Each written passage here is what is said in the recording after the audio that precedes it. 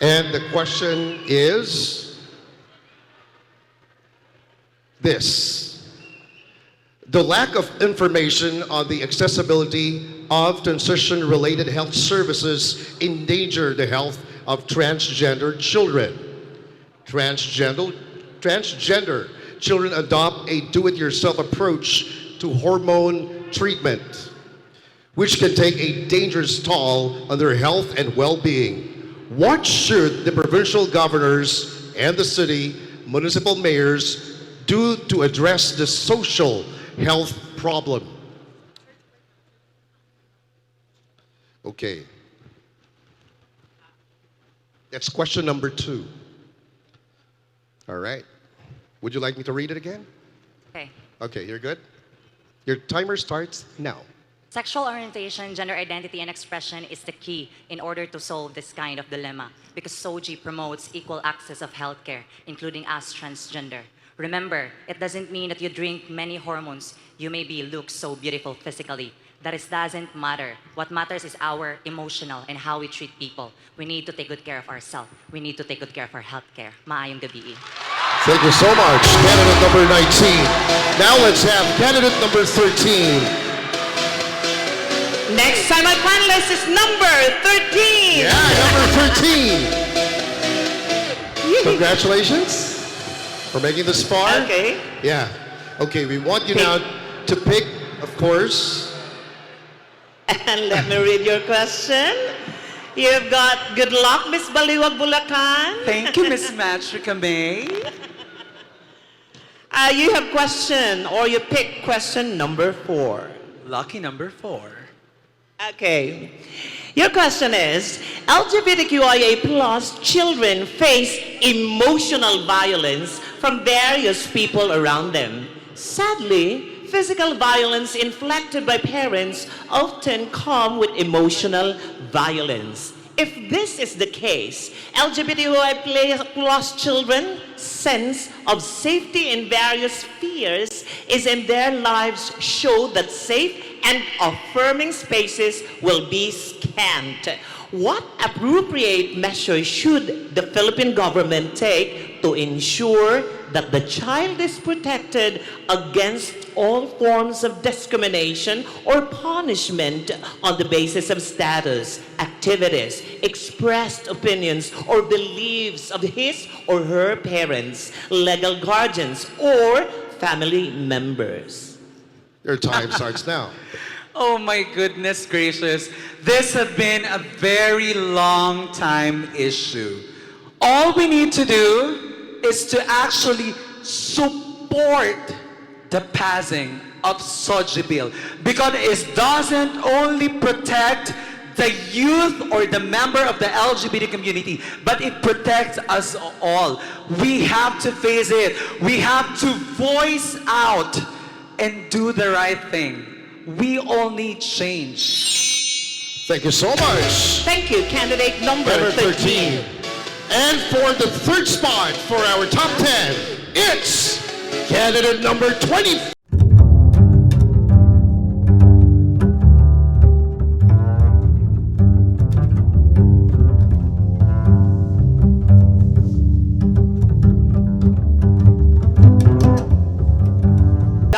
Popiolic. Hello, It's Naimat Popiolic. Yes, Naimat Mat. It's from American family name. Okay. Oh. Good luck, beautiful girl. Thank you so much, Naimat Mat.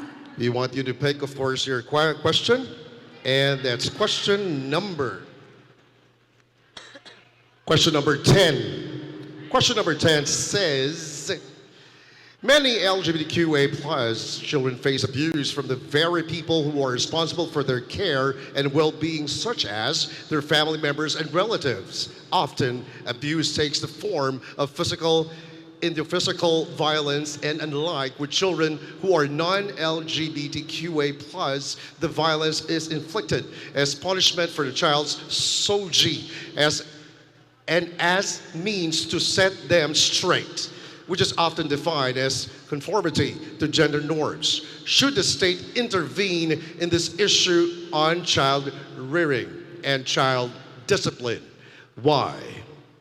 Yes, I believe that the state should intervene about this issue because we members of the LGBTQ community, we are also human. We need protection from abuse.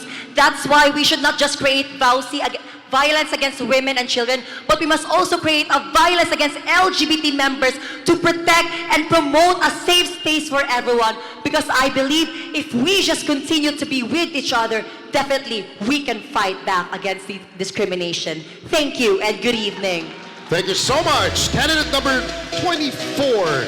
Our next candidate for top 10 is candidate number 30. 3030.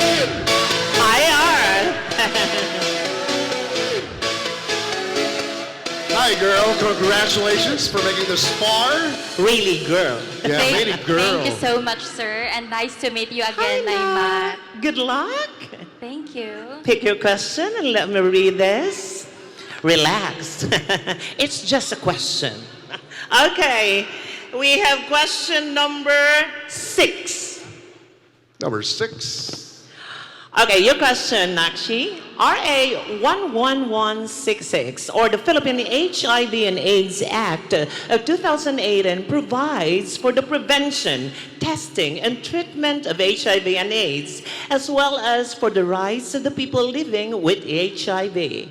While the new Philippine HIV and AIDS Act has removed the requirement for parental consent for the HIV testing for people 15 to 17 years of age, access to treatment is still an issue since parental consent is still being required for HIV treatment. Okay, consequently, if children living with HIV have not disclosed their HIV status to their parents or guardians, whether out of their fear, shame, or other reasons, they cannot access life-saving HIV treatment. What should the Philippine Congress do to address the loophole of this law?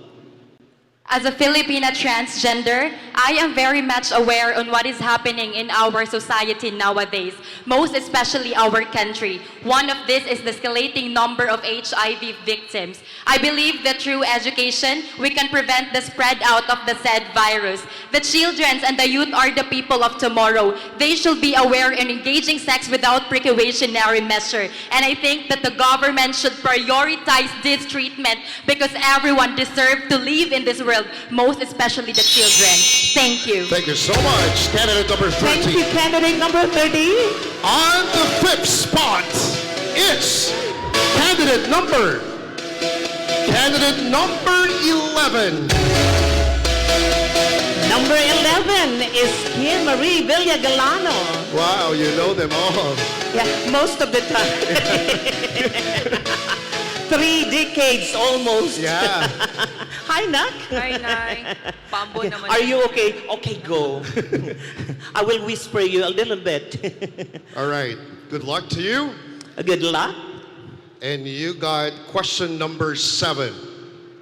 Question number 7 says, as a result of discrimination and violence they face, many LGBTQIA plus children suffer from a wide range of mental health issues like trauma, anxiety, depression, and suicidal thoughts. While the Philippine government acknowledges the gravity of bullying as reflected in its enactment of Republic Act 10627, otherwise known as Anti-Bullying Act of 2013. It falls short in the implementation of the law, especially in addressing SOGI-based bullying.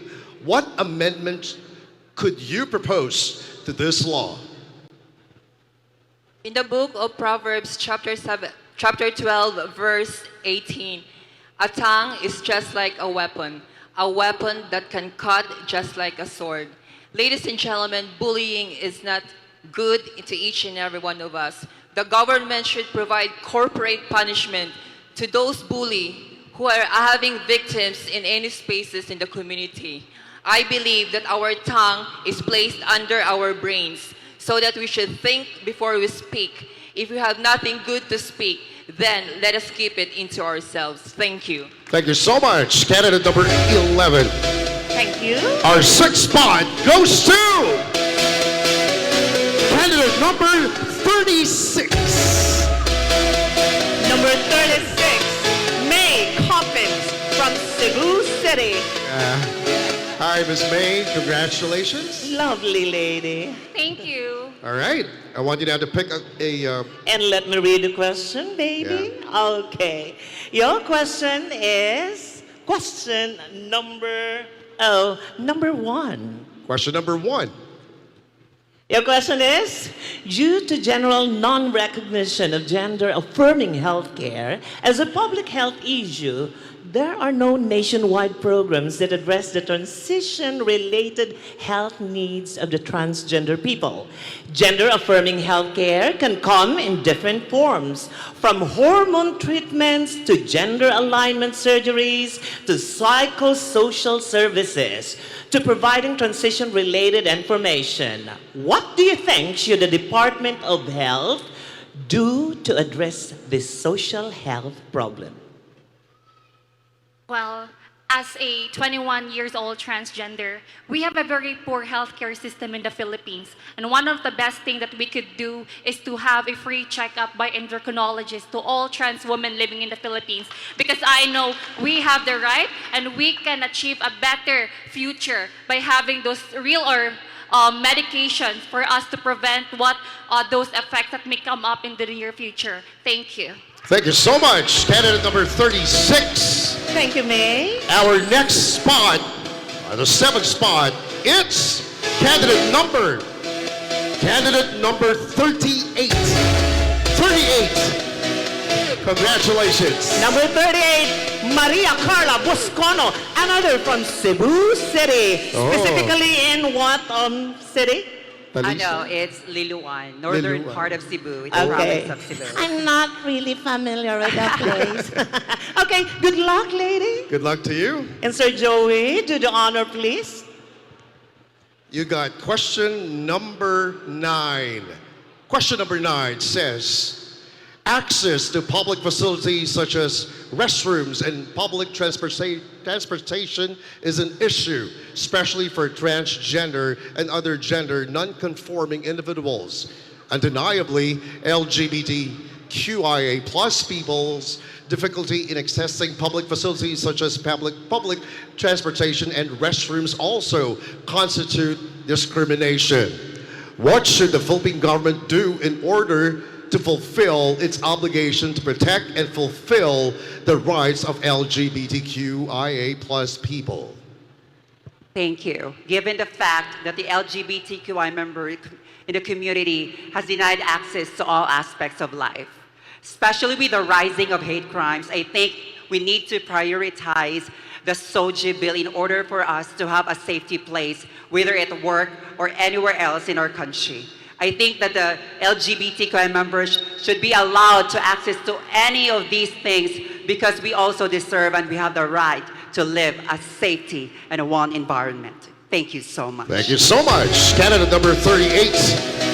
Next up on the 8th spot, it's candidate number 21. Number 21, lady in red. Yeah, she's dancing with me. If I'm not mistaken, from Zamboanga. I forgot her name. It's my first time to meet her. Hello, Nakshi. I Hello. hate your face. So feminine. Not like me and the raining. I'm joking. I love you. Okay, Nakshi, do the honor, please. Nakshi? Please pick your question. I love you. Let me read the Oh. question. I love you.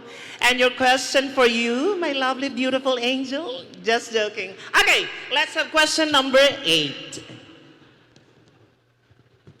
School administration enforced gendered uniform and haircut policies and prohibit children from wearing uniforms and sporting haircuts and that affirm their gender identity and or expression. Should the Department of Education take proactive measures to specifically direct schools to respect LGBTQIA plus children's right to wear clothes and wear their hair in accordance to their gender identity or expression? Please defend your stand on this issue. Okay, so it's a dirty topic that needs more attention. People have become hypocrites because of our own gender or even asking for acceptance in the society, while along the way we are ridiculed and judged the opposite side. Yes, of course, the government should focus on addressing this issue because this is important for us to be recognized in the community and as a whole. And ladies and thank you so much. Thank you so much. Two Thank more you. candidates to go, Nainat. Yeah. And on the ninth spot, good luck, ladies. It's candidate number 27. Woo! I saw the reaction. I saw it.